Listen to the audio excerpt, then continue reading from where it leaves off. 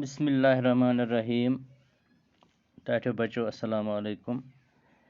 Class 6 English तो अत पतमो दो दो पे शॉर्ट स्टोरी परान यथ नाव ओस ए टेल ऑफ टू बर्ड्स।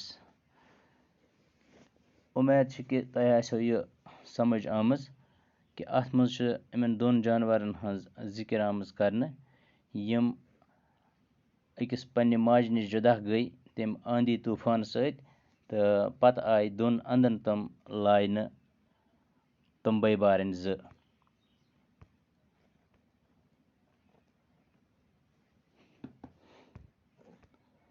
तो अत मज वो आज अमिक सवाल करन। अत कुल 6 सवाल तो तुम थो नजर पत तुलु तुम पन्ने कॉपी पे तो अमन हंद जवाब ाणो आज। गोडनुक सवाल how did the two baby birds get separated. तुम वनु से लकट जानवर ज कित पट गई अलग अलग पान वही अम अक्स ٲلس मज अक्स कुलिस पे कित पट गई अलग अलग। आंसर अत the two baby birds were separated because of A fire storm. Bird ज गई पान वही जुदा सेपरेट गई अत वजह कि जबरदस्त तूफान वोथ वाव तूफान आव। The strong winds made them fall far away. Yama strong winds आस यानी तेज लहर आस अम हवच यमो हसा इहुंद ओल आव अम सत वसित यह कुल हेथ कि गई तवे अकिस निश पत जुदा कर दूर दूर हवन तूफान वाव तूफान। शाबाश गो ठीक अगम। दोयम सवाल where did each of them find a home. इमो दुशवयो कपर लग पत कपर लग जानवर ज इमन कुस बना पत घर।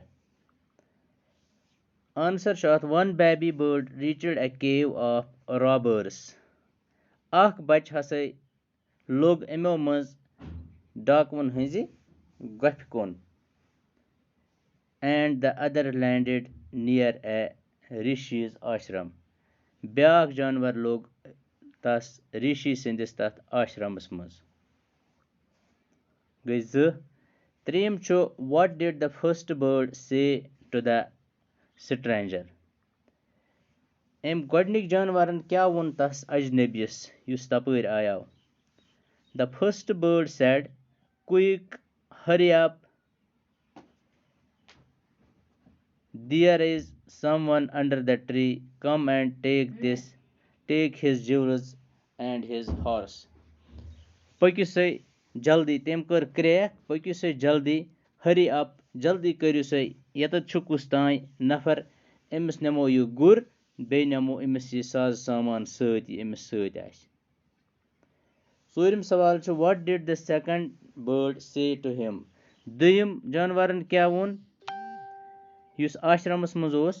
he said welcome to the ashram। तम कोर खैर मकदम आश्रम अमिस नफरस कि वल से सनिस आश्रमस मज।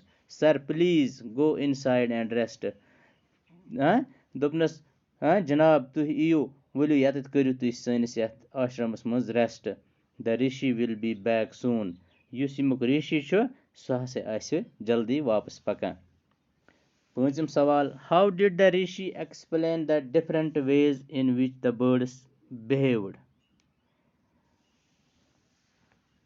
How did the rishi explain the different ways in which the birds behaved.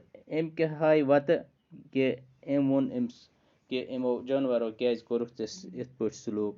The Rishi explained that the birds were reflecting the impact of their company। वोन शॉर्ट्स मज इन यह कथ कि े हसा वुचतक जानवर दनवे यह हसा सिर्फ कंपनी हुंद असर आसान। صحبتُک اثر آسان یعنی ہُہ جانوَر لوٚگ ژوٗرَن تہٕ ڈاکوٗوَن سۭتۍ سُہ ہسا چھُ تِہنٛزٕے مطلب تِہنٛدی پٲٹھۍ بِہیو کران اِنسانَس سۭتۍ تہٕ یہِ جانوَر لوٚگ یَتھ آشرمَس منٛز یَتھ پاک جایہِ یہِ ہسا چھُ تَمی آیہِ پَکان شیٚیِم سوال چھُ which one of the following sums up the story best أمۍ چھِ اورٕ ترٛےٚ اَتھ سَم دِتمٕتۍ یعنی ترٛےٚ خیال دِتمٕتۍ مرکٔزی خیال أمۍ تمام کہانی ہٕنٛدۍ تہٕ دَپان تُہۍ ؤنِو سا یِمو ترٛیو منٛز کُس ہیوٗ چھُ تۄہہِ اَتھ سۭتۍ باسان سیوٗٹ چھُ کران اَتھ سۭتۍ چھُ لگان نمبر اکھ کیٛاہ چھُ دیُتمُت a bird in the hand is worth two in the